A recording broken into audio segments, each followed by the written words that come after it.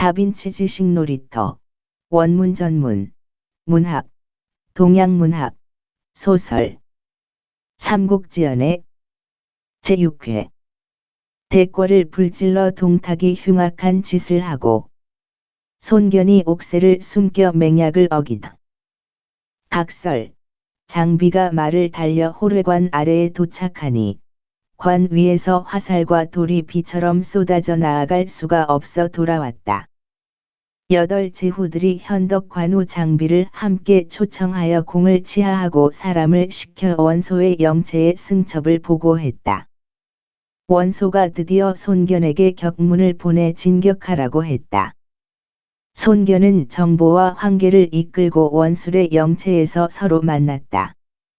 손견은 지팡이로 땅에 그림을 그리면서 말하기를, 동탁은 나에게 본디 원수진 일이 없소. 지금 내가 분연히 내 몸을 돌아보지 않고 친히 화살과 돌을 무릅쓰며 와서 결사적으로 싸우는 것은 위로는 국가를 위해 역적을 토벌하고 아래로는 장군 가문의 사정을 위한 것이요. 그런데도 장군은 오히려 참언을 듣고 군량과 마초를 대주지 않아서 나를 패전하게 했는데 장군은 어찌 편안하시오? 라고 했다. 원술이 당황하여 말이 없다가 참언을 올린 사람의 목을 베라고 명령하고 손견에게 사죄했다. 문득 사람이 손견에게 알리기를, 호뢰관 위에서 한 장수가 말을 타고 영체 안으로 와서 장군을 뵙기를 요청합니다. 하니 손견이 원술과 헤어져 본령으로 돌아와서 찾아온 장수를 불러 물어보니 그는 동탁의 총애를 받는 장수 이각이었다. 손견이 말하기를, 너는 무슨 일로 왔는가?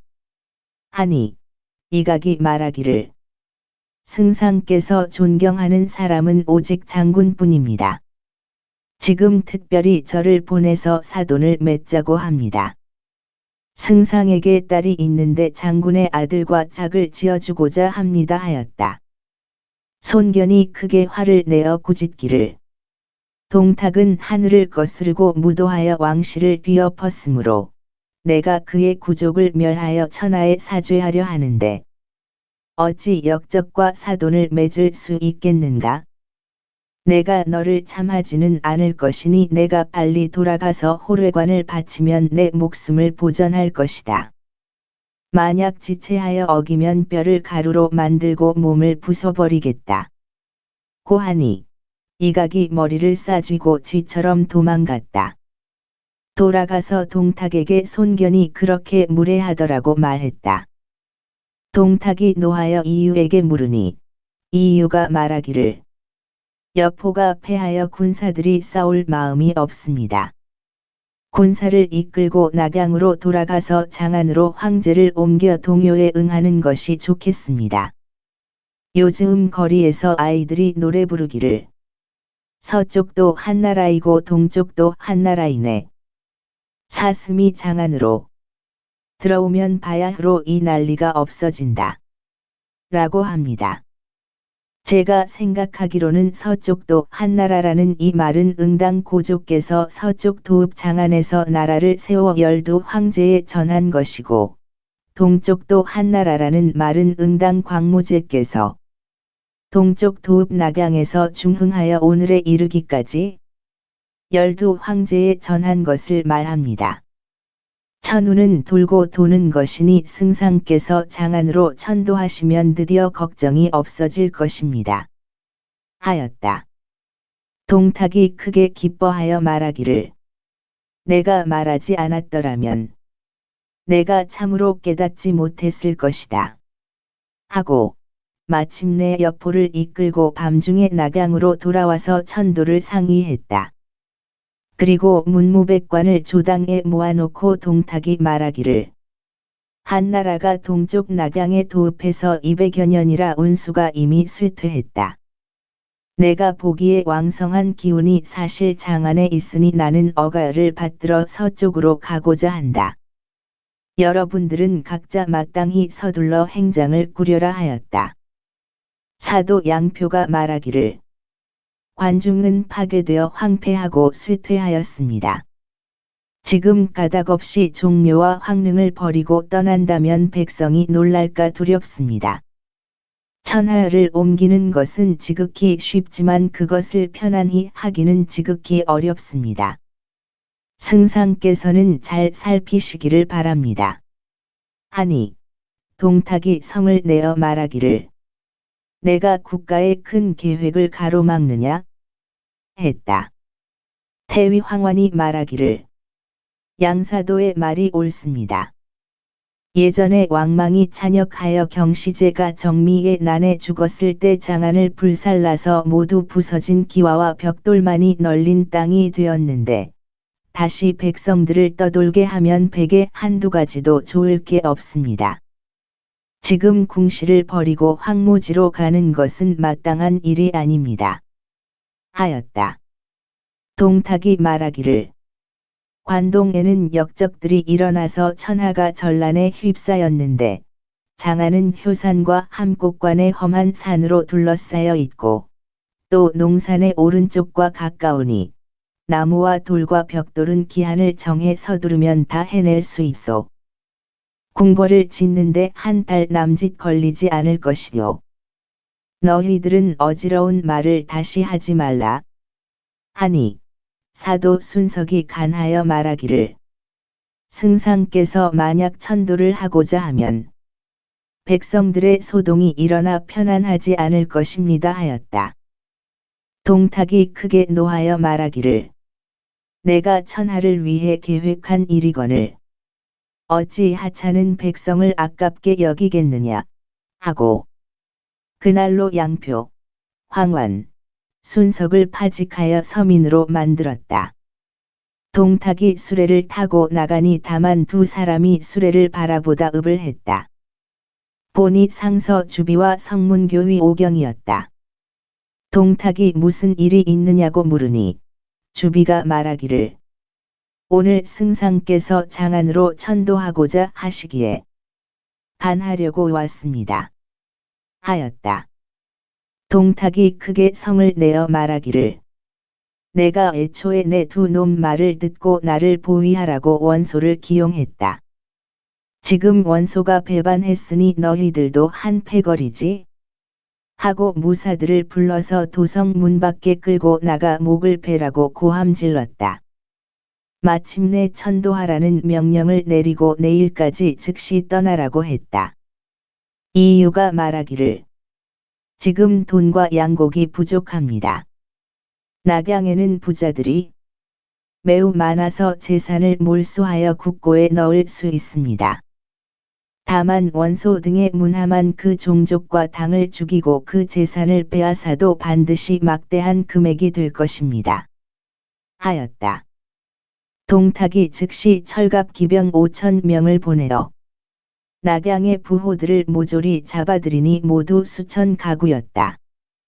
그들의 머리에 반역한 신하 무리라고 큰 글씨를 쓴 깃발을 꽂아 성 밖에서 모두 참하고 그들의 돈과 재물을 취했다. 이각과 곽사가 낙양의 백성 수백만 명을 모두 몰아서 먼저 장안으로 향했다. 백성 한 부대마다 군사 한 부대를 사이에 끼워 넣어 서로 잡아 끌게 했다. 구덩이에서 죽는 자가 셀 수 없을 정도였다. 또 군사들을 풀어서 백성의 아내와 딸을 간음하게 하고 백성의 식량을 빼앗았다. 울부짖는 소리가 천지에 진동했다.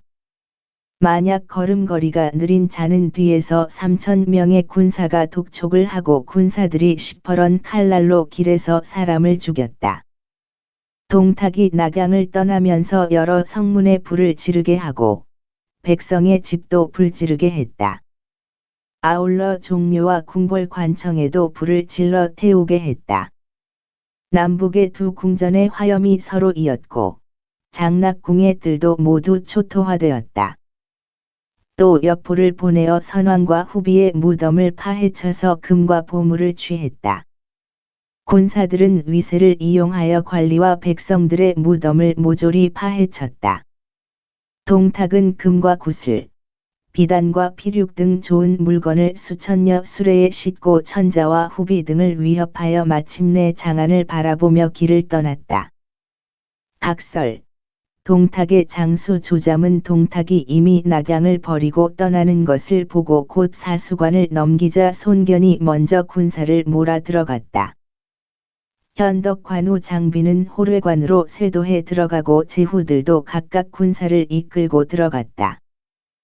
한편 손견은 나는 듯이 낙양에 들어가서 화염이 충천하고 검은 연기가 300리 땅에 갈리고 닭 우는 소리와 개 짖는 소리, 인가에서 밥 짖는 연기가 사라진 것을 보았다.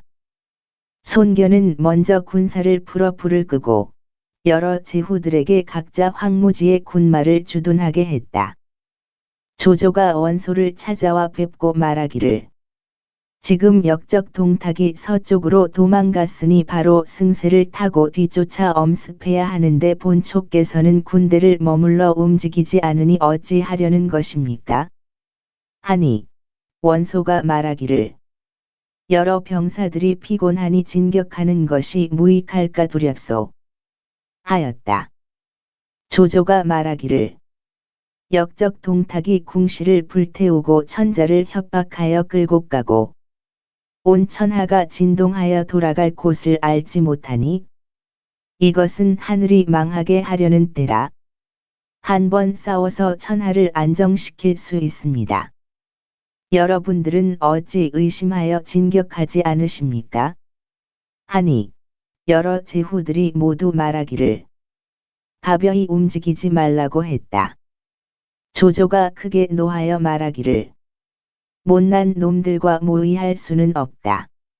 하고 마침내 스스로 만여 명을 이끌고 하후돈 하후연 조인 조홍 이전 악진을 거느리고 밤중에 동탁을 뒤쫓아갔다. 한편 동탁이 영양 지방을 지나가고 있을 때 태수 서영이 영접을 나왔다. 이유가 말하기를 승상께서 이제 낙양을 버리고 왔으니 추격병을 막아야 할 것입니다. 서영을 시켜 영양성 박산속 후미진 곳에 군사를 숨겨두고 만약 추격병이 오면 그냥 통과시켰다가 우리가 여기에서 패퇴시킨 뒤에 잘라서 엄습하여 뒤에 오는 자가 감히 다시 추격하지 못하게 해야 합니다. 하였다. 동탁은 그 계책에 따르고 또 여포를 시켜 정예병을 이끌고 뒤를 막으라고 했다. 여포가 뒤따라 가고 있을 때 조조의 한 부대가 추격했다. 여포가 크게 웃으며 말하기를 이유가 헤아렸던 바가 아닌가 하고 군마를 전투대형으로 버렸다. 조조가 말을 달려 나오며 크게 외치기를 역적 놈아 천자를 위협해서 끌고 가고 백성을 내몰아 어디로 가려느냐 하니 여포가 욕을 하며 말하기를 주인을 배반한 겁쟁이가 어찌 헛소리를 하느냐 했다. 하후돈이 창을 꼬나잡고 말에 올라 곧바로 여포에게 달려들었다. 사운지 몇 합의 이각이 한 무리의 군사를 이끌고 왼쪽에서 공격해 들어왔다. 조조가 급히 하후연에게 적을 맞으라고 했다.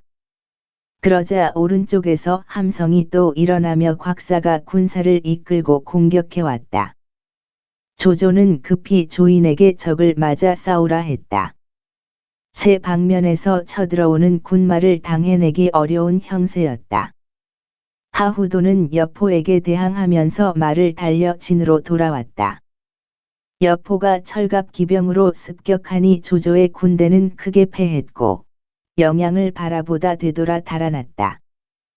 도망쳐서 한 민둥산 기슭에 이르렀을 때 이경쯤에 달이 대낮같이 밝았다.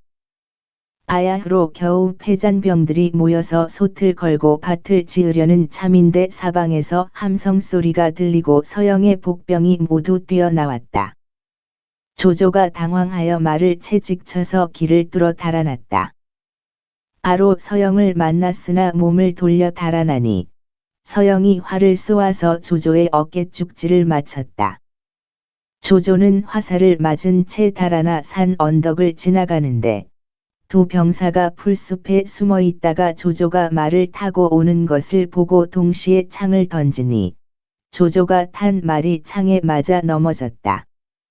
조조도 몸이 뒤집혀 말에서 떨어져서 두 병종에게 붙잡혔다. 그때 한 장수가 나는 듯이 말을 몰아와서 칼을 휘둘러 두 보병을 베어 죽이고 말에서 내려 조조를 구하여 일으켰다. 조조가 보니 조홍이었다. 조조가 말하기를 나는 여기서 죽을 것이니 아우는 빨리 달아나라 하니 조홍이 말하기를 공은 빨리 말에 오르십시오. 홍은 걸어서 가겠습니다. 했다. 조조가 말하기를 적병이 뒤쫓아오는데 너는 어찌하려 하느냐? 하니 조홍이 말하기를 천하에 조홍은 없어도 되지만 공이 없으면 안 됩니다. 했다. 조조가 말하기를 내가 만약 다시 살아난다면 내 덕분이다. 하였다. 조조가 말에 오르니 조홍이 갑옷을 벗어버리고 칼을 끌며 말을 따라 달아났다. 달아나다가 약 사경쯤이 되었는데 앞에 큰 강이 나타나 가는 길을 가로막았고 뒤에는 함성이 점점 가까워지고 있었다. 조조가 말하기를 목숨이 여기서 끝나나 보다. 다시 살 수가 없구나. 하니 조홍이 급히 조조를 부축하여 말에서 내리고 갑옷을 벗긴 후 조조를 업고 물을 건넜다. 겨우 건너 언덕에 닿으니 추격병이 이미 도착하여 강물을 사이에 두고 활을 쏘아댔다. 조조는 강물을 따라서 달아났다. 30여 리를 달려서 날이 밝아올 무렵에 흙 언덕 아래에서 잠깐 쉬었다. 갑자기 함성이 일어나는 곳에 한 무리의 인마가 쫓아왔다. 그것은 서영이 강 상류를 건너서 쫓아온 것이었다. 조조가 정말 황급해하는 사이에 하후돈 하후연이 수십 기마병을 이끌고 나는 듯이 이르러 크게 고함쳤다. 서영은 우리 주공을 해치지 말라. 서영은 곧바로 하후돈을 쫓으니 하후돈이 창을 고추 세우고 맞이했다. 말이 교차한 지 몇 합이 지나지 않아 하후돈이 서영을 찔러 말 아래로 떨어뜨리고 남은 병졸들을 죽이고 흩트렸다. 뒤를 따라 조인 이전 악진 등이 각각 군사를 이끌고 곧 도착하여 조조를 베었다. 근심과 기쁨이 엇갈렸다. 패잔병을 모으니 500여 명이었다. 함께 한 해로 돌아왔다. 동탁의 군대가 장안으로 떠난 후에 한편 여러 제후들은 낙양에 여기저기 나누어 주둔했다. 손견은 궁중에 남은 불을 끄고 낙양성 안에 주둔하여 건장전 터 위에 막사를 설치했다. 손견은 군사들에게 명령하여 궁전에 깨어진 기와와 벽돌을 청소하게 했다. 동탁이 파헤친 능침을 모두 덮게 하고 태묘의 터 위에 세 칸 전각을 처음 지어 여러 제후들을 청하여 대대로의 임금 신위를 세우고 태례를 잡아 제사를 지냈다. 제사가 끝나자 모두들 흩어졌다. 손견이 영체에 돌아오니 이날 밤은 달빛과 별빛이 유난히 밝았다. 그래서 칼을 어루만지며 한 대에 앉아서 우러러 천문을 보니 자미원 가운데 흰 기운이 넘치는 것을 보고 한탄해 말하기를 황제의 별이 밝지 못하니 역적 신하가 나라를 어지럽히고 만백성이 도탄에 빠져 도성이 텅 비었구나 하고 말을 그치니 모르는 사이에 눈물이 흘렀다. 옆에 있던 군사가 가리키며 말하기를 전각 남쪽 우물 속에서 오색 빛살이 나오고 있습니다. 하였다. 손견이 군사를 불러 횃불을 들고 점검하여 우물 속의 것을 건져내게 했다. 한 부인의 시체를 건져냈는데 날이 오래되었는데도 그 시체는 썩지 않았다. 궁녀 모양의 옷차림인데 목에 비단 주머니를 걸고 있었다. 그 주머니를 열어보니 안에 작은 주홍빛 상자가 있고 자물쇠가 채워져 있었다. 상자를 열어보니 그것은 옥새였다. 둘레가 내치이고 위에 5마리 용이 뒤엉켜 새겨져 있었다. 한쪽 옆 모서리가 떨어져 나갔는데 금으로 떼웠다. 위에는 전서로 8글자를 새겼는데 수명우천 기수영장 이라 쓰여 있었다. 손견이 옥새를 얻고 정보에게 물었다. 정보가 말하기를 이것은 전국새입니다. 이 옥은 옛날에 변화가 형산 아래에서 봉황이 이 돌 위에 깃든 것을 보고 실어가서 초문왕에게 바쳤는데 그 돌을 깨뜨려서 과연 옥을 얻었습니다. 진나라 26년에 좋은 장인을 시켜 다듬어 옥새를 만들고 의사가 그 위에 전서로 이 8자를 새겼습니다. 진나라 28년에 진시황이 순수하다가 동정호에 이르렀습니다. 그때 풍랑이 크게 일어나 배가 장차 뒤집히려는데 급히 옥새를 호수에 던지니 풍랑이 그쳤습니다. 진나라 36년에 진시황이 화음을 순수하다가 어떤 사람이 옥새를 가지고 길을 막고 서서 시종에게 건네주며 말하기를 이것을 조룡에게 돌려주시오. 하고 말이 끝나자 사라졌습니다. 이렇게 옥새는 진나라에 다시 돌아온 것입니다. 그 다음 해에 진시황이 죽고 뒤를 이은 자영이 옥새를 한고조에게 바쳤으며 그 뒤에 왕이 찬역을 하자 효원 황태후가 옥새로 왕심과 소혼을 때리다가 한쪽 모서리가 깨진 것을 금으로 떼웠다고 합니다. 광무제가 이 보물을 의양에서 얻어 지금까지 황제 자리를 전했습니다. 근간에 들으니 십상시가 난을 일으켜 소재를 위협하여 북망산으로 끌고 나갔다가 궁으로 돌아와서 이 보물을 잃었다고 합니다. 지금 하늘이 이것을 주공에게 주었으니 반드시 구호에 오를 분수입니다. 이곳에 오래 머물 수 없으니 빨리 강동으로 돌아가 따로 큰일을 계획하는 것이 마땅합니다. 하니 손견이 말하기를 너의 말이 내 뜻에 딱 들어맞는구나. 내일 마땅히 병을 핑계로 돌아간다고 해야겠다. 하였다. 의논이 이미 전해지자 군사들에게 비밀이 누설되지 않도록 지시했다. 누가 생각이나 했으랴? 군사들 중에 한 명이 원소와 동향인이었다. 그는 이것을 빌미로 출세를 해보고자 욕심이 나서 그날 밤 몰래 영체를 빠져나와 원소에게 보고하였다. 원소는 그에게 상을 주고 군중에 숨겨두었다. 다음 날 손견이 원소에게 작별 인사를 하러 와서 말하기를 제가 병이 조금 있어서 장사로 돌아가려고 합니다. 특별히 와서 공을 작별합니다. 하니 원소가 웃으면서 말하기를 나는 공의 병이 전국새 때문인 것을 압니다. 했다.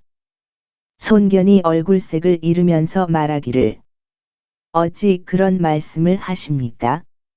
하니 원소가 말하기를 지금 군사를 일으켜 역적을 치는 것은 나라를 위하여 해악을 없애려는 것이요. 옥새야 조정의 보물이지요. 공이 이미 그것을 얻었다니 마땅히 여러 사람 앞에서 맹주에게 맡겨두었다가 동탁을 죽인 다음에 조정에 돌려드려야 합니다. 지금 그것을 숨기고 가려고 하니 무엇을 하려는 것입니까? 하였다. 손견이 말하기를 옥새가 무슨 까닭으로 나한테 있겠습니까? 하니 원소가 말하기를 건장전 우물 속에서 건진 물건이 어디 있소? 하였다. 손견이 말하기를 나에게 본디 없는 것을 어찌하여 억지로 핍박하십니까? 했다. 원소가 말하기를 빨리 내놓아야 화를 면할 수 있을 것이요. 하니 손견이 하늘을 가리키며 맹세하기를 내가 만약 이 보물을 얻고도 사사로이 감추었다면 훗날에 제 명에 죽지 못하고 칼이나 화살에 맞아 죽을 것이요. 하였다. 여러 제후들이 말하기를 문대가 이같이 맹세를 하니 생각건대 반드시 갖고 있지 않은 모양입니다.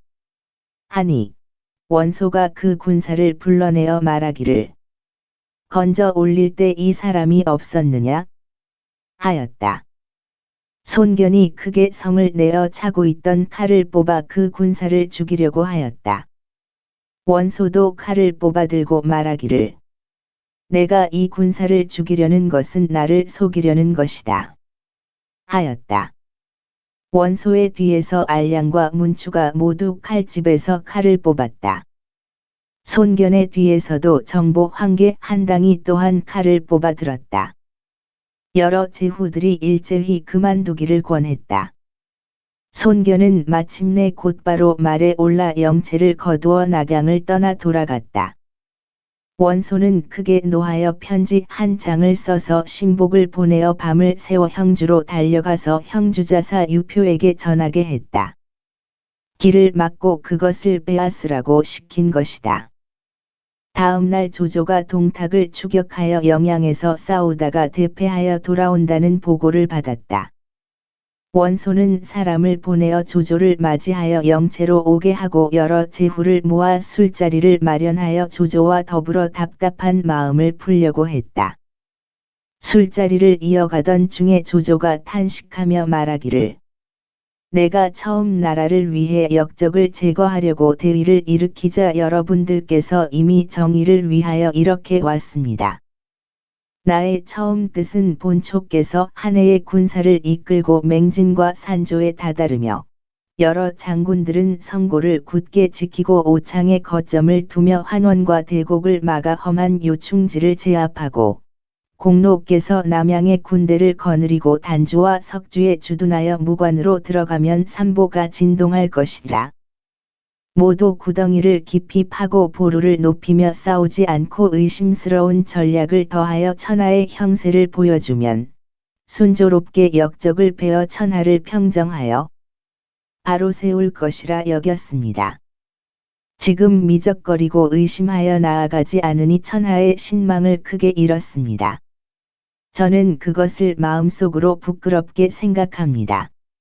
하니 원소 등은 묵묵히 대답이 없었다. 술자리가 끝나고 모두 흩어져 돌아간 후 조조는 원소 등이 각각 딴 마음을 품고 있어 이를 이루기가 어렵다고 생각하고 스스로 군사를 이끌고 양주로 돌아가 버렸다. 공손찬이 현덕 관우 장비에게 말하기를 원소는 하기에는 능력이 없습니다. 오래되면 반드시 변고가 있을 것이니 우리들도 돌아갑시다. 하고 마침내 영체를 거두어 북쪽으로 갔다. 평원에 이르러 현덕을 평원상으로 임명하고 자기는 지키던 땅으로 돌아가서 군사를 양성했다. 연주태수 유대가 동군태수 교모에게 군량을 빌릴 수 있는지 물었는데 교모가 핑계를 대고 빌려주지 않자 유대가 군사를 이끌고 교모의 영체를 돌격하여 교모를 죽이니 그 부하들이 모두 항복하였다. 원소가 여러 사람들이 각자 흩어져 가는 것을 보고 영체를 철거하여 군사를 거느리고 낙양을 떠나 관동으로 가버렸다. 한편 형주자사 유표는 자가 경승이고 산양군 고평현 사람인데 한실의 종친이다. 어려서부터 교제하기를 좋아하여 명사 7사람과 친구가 되어 그때 사람들이 강하에 베어난 8사람이라고 했다. 그 7사람은 이러했다. 연암의 진상은 자가 중린이고 같은 군의 법방은 자가 맹박이며 노국의 공욱은 자가 세원이고 발해의 범강은 자가 중진이며 산양의 단부는 자가 문호이고 같은 군의 장검은 자가 원절이며 남양의 잠질은 자가 공효였다. 유표는 이 7사람과 벗이 되었고 연평 사람 괴량과 괴월, 양양 사람 채모를 보좌진으로 두었다. 그때 원소가 보낸 편지를 보고 곧 괴월과 채모에게 군사 1만 명을 이끌고 나가 손견의 앞길을 막으라고 했다. 손견의 군사가 막 도착하니 괴월이 펼쳐놓은 진을 열고 먼저 말을 타고 나갔다. 손견이 묻기를 괴의도는 무엇 때문에 군사를 끌고 나와 내가 가는 길을 막느냐? 하니 괴월이 말하기를 너는 이미 한나라의 신하가 되어 왜 사사로이 전국옥새를 감췄느냐? 빨리 그것을 내려놓으면 내가 돌아가게 놓아줄 것이다. 했다. 손견이 크게 성을 내어 황계에게 나가 싸우라고 했다. 채모가 칼춤을 추며 나와서 맞았다. 싸움이 몇 합에 이르자 황계가 쇠채직을 휘둘러 채모를 때려 호심경을 바로 맞췄다. 채모가 놀라서 말을 돌려 달아났다. 손견이 이긴 형세를 타고 경계의 입구로 쳐들어가니 산 뒤쪽에서 진과 북소리가 일제히 울리면서 유표가 친히 군사를 이끌고 당도했다. 손견이 말 위에서 예를 하고 말하기를 경승은 무엇 때문에 원소의 편지를 믿고 이웃군을 핍박하시오. 하니 유표가 말하기를 너는 전국옥새를 감추어서 장차 반역을 하려느냐? 했다. 손견이 말하기를 내가 만약 그 물건을 가졌다면 칼과 화살에 맞아 죽을 것이요. 하니 유표가 말하기를 내가 만약 나에게 그 말을 믿어주기를 원한다면 군사의 행장을 나에게 맡겨 수색해 보게 하라. 하였다. 손견이 성을 내어 말하기를 내가 무슨 힘이 있다고 감히 나를 갈보느냐? 하고 바로 교전하려 했다. 유표는 잠깐 물러났다. 손견이 말을 몰아 추격하니 양쪽 산 뒤에 숨었던 군사가 일제히 뛰어나왔다. 뒤에는 채모와 괴월이 쫓아오고 장차 손견을 포위망에 집어넣었다. 이야말로 옥새는 얻었지만 쓸 곳이 없고 도리어 이 보물로 인해 싸움만 일어나네. 마침내 손견은 어떻게 탈출할 것인지 다음 회의 이야기를 들으면 풀릴 것이요.